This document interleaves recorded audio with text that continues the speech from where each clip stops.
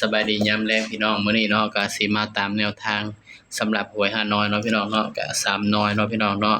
มื้อนี้บ่าวปุ้มก็บ่ได้เอาขาตั้งโทรศัพท์มาก็ถ่ายคลิปยากพี่น้องอยากลงแนวทางให้ FC ก็ได้บ่ได้เอาลืมได้จังได๋เนาะพี่น้องเนาะเพราะว่าไอ้งานกะทันหันนะพี่น้องก็เขาให้มาเข้ากะกลางคืนต่อนะพี่น้องก็เลยบ่ได้เตรียมของหยังมาเนาะดีนะเอากระดาษมาใส่เนาะพี่น้องเนาะกระดาษนี่สำหรับฮานอยมื้อนี้ก็ถือว่าปังพี่น้องเอ้ยเข้าทั้ง3น้อยเนาะแต่ว่าน้อยพิเศษเจาะบ่เข้าเนาะพี่น้องเนาะ น้อยพิเศษเจาะบ่เข้าก็เป็นตาเสียดายอยู่พี่น้องสำหรับน้อยปกติก็เข้าทั้งบนทั้งล่างเนาะพี่น้องเนาะสำหรับฮานอยมื้อนี้ก็ไผได้ก็ดีใจนำเนาะพี่น้องเนาะสำหรับหวยฮานอยเฮาก็ไผได้บ่ภูมิก็ดีใจนำเด้อพี่น้องเด้อมื้อนี้เนาะก็ถือว่าปังเนาะสำหรับฮานอยก็สำหรับฮานอยปังเนาะแล้วก็เนี่ยมารอบไอ้20:30นเนาะสำหรับลาวสามัคคีเนาะแต่ว่าบ่าวภูมิบ่ได้ให้ในช่องเนาะแต่ว่าไปให้ในไลน์บ้านเขียวเนาะพี่น้องเนาะให้ในกลุ่มบ้านเขียวก็ถือว่าปังอยู่พี่น้องมันออก611กับ96เนาะก็มาที่96เนาะพี่น้องเนาะสำหรับลาวสามัคคีเนาะแต่ว่าฮานอยก็สำหรับมื้ออื่นก็ยังได้เด่นตัวเก่าเด้อพี่น้องเด้อสำหรับฮานอยก็ได้เด่นตัวเก่าพี่น้องบ่าวภูมิก็ยังได้เด่นตัวเก่าพี่น้องเพราะว่ามันก็อาจสิให้เด่นไปที่6เนาะแล้วก็ลอง8ก็ได้หรือว่าลอง7เนาะพี่น้องเนาะสำหรับฮานอยมื้ออื่นเนาะก็ได้เด่นตัวเก่าพี่น้องเด่นตัวเก่าเนาะก็จับคู่แบบเก่าเลยพี่น้องเพราะว่ามื้ออื่นนี่ยังไงก็ต้องมี1อีกพี่น้องบ่ภูมิคิดว่านะอาจสิเป็นมี1อีกเนาะพี่น้องเนาะมื้ออื่นนี่เนาะแต่ว่า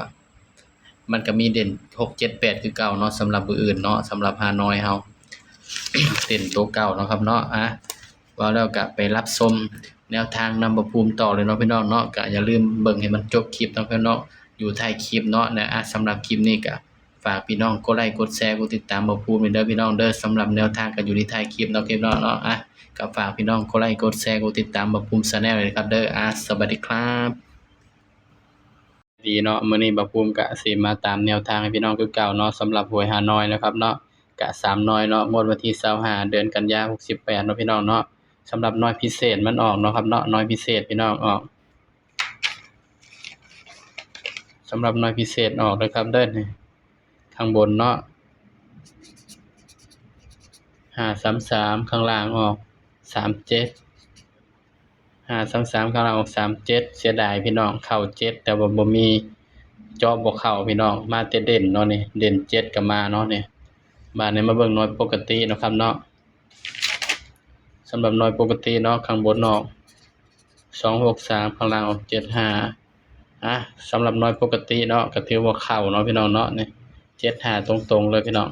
แล้วก็63พี่น้องนี่บ่ภูมิบ่ได้เอาขาตั้งมานอนนี่เข้าทั้งบนทั้งล่างเด้อพี่น้องสำหรับน้อยปกติเนาะนี่เนาะสำหรับตัวเด่นนี่ก็เข้าเนาะพี่น้องเนาะบาดนี้มาเบิ่ง VIP เนาะพี่น้องสำหรับรอบ VIP เนาะข้างบนออก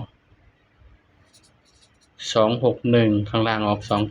29กับปังอีกพี่น้องนี่สำหรับ VIP เนาะกับปังอีกคือเก่าพี่น้อง61เนาะนี่แตกทั้ง3น้อยเลยเนาะแต่ว่าน้อยพิเศษจอบ่เข้าพี่น้องเข้าแต่เด่นเนาะ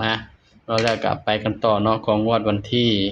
26เนาะพี่น้องเนาะบัดนี้สำหรับงวดวันที่26เด้อครับเด้อบัดนี้สำหรับแนวทางฮานอยเนาะก็ไปกันต่อเลยครับน้องสำหรับแนวทางฮานอยเนาะก็ได้ตัวเก่าพี่น้องเด่นตัวเก่าเนาะครับเนาะปังๆครับ